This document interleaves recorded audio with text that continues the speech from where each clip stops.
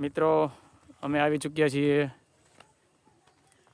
અમારા સૌરાષ્ટ્રની વાડીએ. ક્યાં આવ્યા છીએ આપણે કાયરા? વાડીએ. તને ક્યાં વધારે મજા આવે છે? વાડીએ મજા આવે છે ને? અમારી જમીન જેમાં અત્યારે એમાં ગારો છે. અત્યારે કપાસના છોડ ઊભા છે અને કમોસમી વરસાદ અત્યારે છે. શિયાળાનો સમય પણ વરસાદ વરસી રહ્યો છે. આજના દિવસે એક દિવસ માટે પોરો ખાધો છે ને અત્યારે ચારે તરફ પાણી પડ્યું એના લીધે ગારો એટલો થઈ ગયો છે કે બધાના પાકનું પણ નુકસાન થઈ રહ્યું છે. હવે કોઈ સિઝનનો કોઈ મેળ રહ્યો નથી. ગમે ત્યારે વરસાદ, ગમે ત્યારે તડકો, ગરમી, ગમે ત્યારે ઠંડી, ત્રણેય ઋતુ ભેગી થઈ ગઈ છે. શું બનાવી દીધું છે? ઋતુનું ઋતુની ભેળ બનાવી દીધી છે. હા, અમારા ઢીંગલી એમ કહે છે કે ઋતુની ભેળ બનાવી દીધી છે. એટલે અમે અત્યારે જઈ રહ્યા છીએ ખેતરમાં.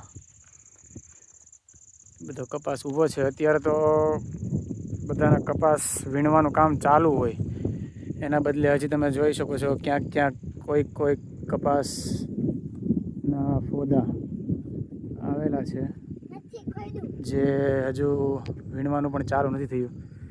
નહીં તો નવરાત્રિ જાય એના પછી તરત જ કપાસ વીણવાનું કામ ચાલુ થઈ જાય. એના બદલે આટલું લેટ છે. ખરેખર એક ખેડૂત જ પોતાની વેદના સમજી શકે, કેમ કે ખેતીનો ધંધો એક રીતે જુગાર જ કહેવાય કે રિસ્ક પૂરેપૂરું લેવાનું ભગવાન ભરોસે. એ જમીનમાં જ્યારે એનો વાવેતરનો ટાઈમ આવે ત્યારે બીજ રોપાણ કરી દે અને પછી ભગવાન ભરોસે છોડી દેવાનું. જો વરસાદ થાય તો કંઈક એમાંથી એ બીજનું ઉછેર થાય અને છોડવા ઉછરે. પણ હવે જો ટાઈમ ટુ ટાઈમ વરસાદ વરસે, જ્યારે જરૂર હોય ત્યારે વરસે તો કામનું. બાકી એક વખત બીજનું રોપાણ થઈ જાય ને પછી વરસાદ ના વરસે તોય તકલીફ, અને જો વધારે વરસે તોય તકલીફ. એટલે એક રીતે એનો કહેવાય ને કે એક જુગાર જ એમ કે ભગવાનની ઉપર ભગવાન ભરોસે જ બધું કામ કરવાનું એમ. હવે આ વખતે પણ બધા ખેડૂતોની હાલત બહુ જ કફોડી છે. કેમ કે હવે અત્યારે તો અડધો કપાસ તો કામ પતી ગયું હોય, એના બદલે હજુ સુધી ચાલુ પણ નથી થયું એમ કપાસ વીણવાનું. એટલે આખું વરસ ફેલ. મોટા મોટા શહેરોમાં તો બધા લોકો નોકરી ધંધે કામ ધંધે જતા હોય તો એમને તો પગાર દર મહિને થઈ જતો હોય કે મહિનાની 30 તારીખથી માંડીને 5 થી 10 તારીખ સુધીમાં તો લગભગ બધાને પગાર થઈ જાય. અને ત્યારે ન થાય તો બીજા મહિને પણ પગાર તો થઈ જાય.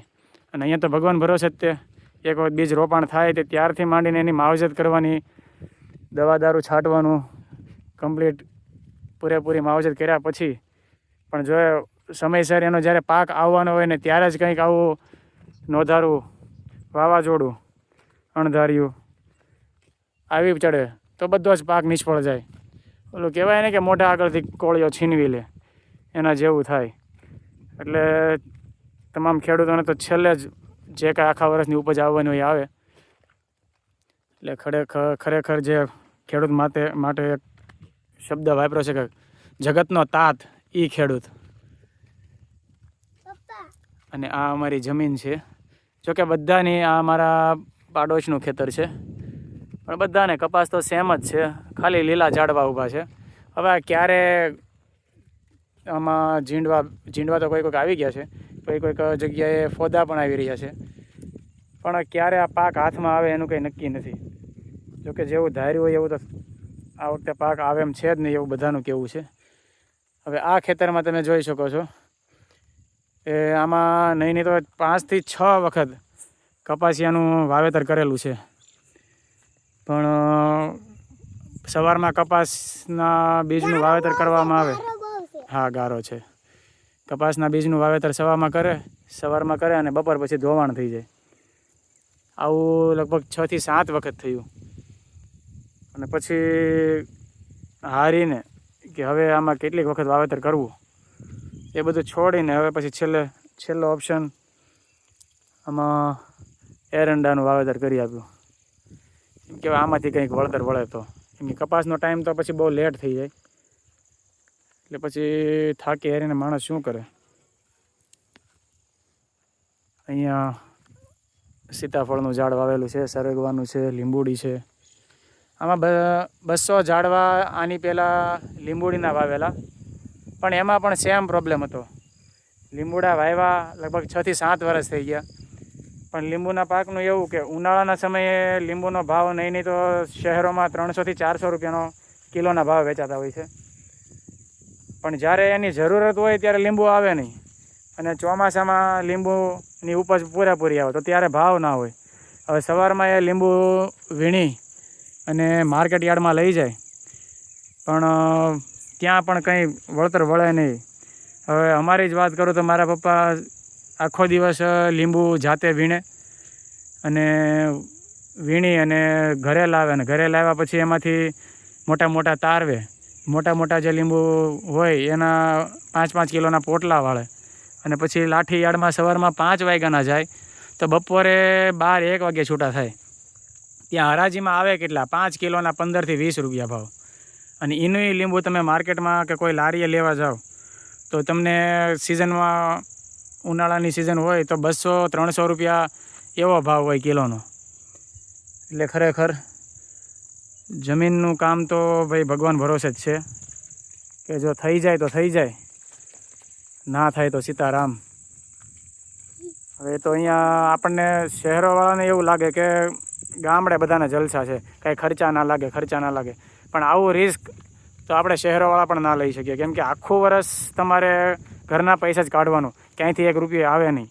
હવે આખું વર્ષ તમે બધી મહેનત કરી હોય અને છેલ્લે જો તમારા કપાસનું વાવેતર છે, કોઈ પણ તમે વાવેતર કરી લો તો ત્યારે એ વાવેતરનું જ્યારે ફળ મળવાનું હોય ને એ જ સમયે આવું કંઈક અણધાર્યું માવઠું આવી ચડે તો બધો જ કપાસ કે તમારો જે કંઈ પણ પાક હોય એ નિષ્ફળ જાય.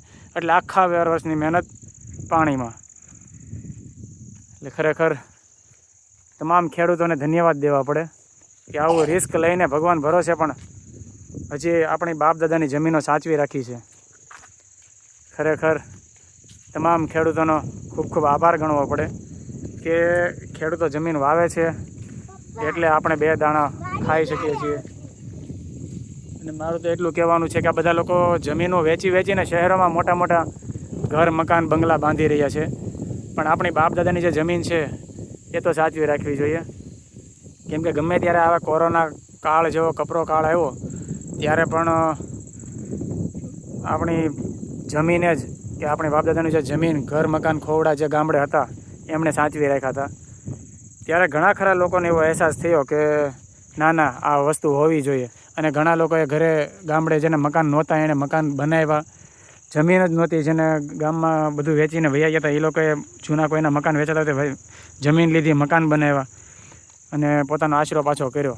એટલે ભગવાન એક રીતે આપણે કહી શકીએ કે ભગવાને બતાવ્યું કે તમે જે તમારું વતન છોડીને જ્યાં તમે નાનપણથી ઉછરીને મોટા થયા અને સમજવા શીખ્યા, ભણી ગણીને આગળ વધ્યા, ને પછી તમે તમારા ગામડો વતન મૂકીને શહેરો તરફ જતા રહ્યા.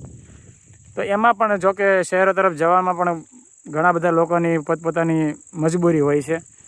બાકી આવું સુંદર કે આવી બાપ દાદાની જમીન હોય અને પૂરેપૂરી શાંતિવાળું વાતાવરણ મૂકીને કોણ એવી ભાગદોડવાળી જિંદગીભરી જીવન જીવવા જાય શહેરોમાં. તો અમે અત્યારે અમારા જમીનનો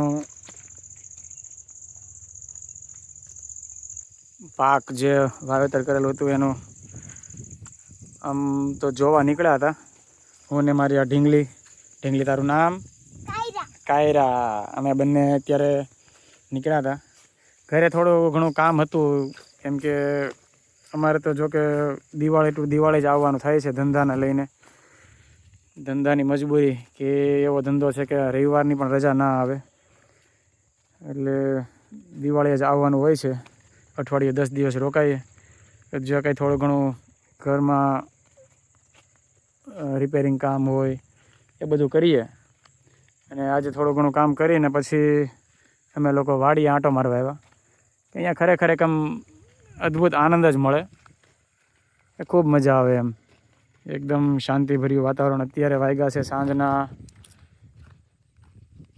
6:08. દિવસ આથમી ચૂક્યો છે અને હવે અમે જઈ રહ્યા છીએ પાછા અમારી વાડી તરફ, જ્યાં અમે અમારું પોતાનું વાહન મૂકેલું હતું.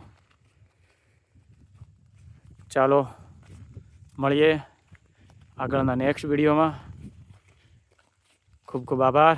જય શ્રી કૃષ્ણ.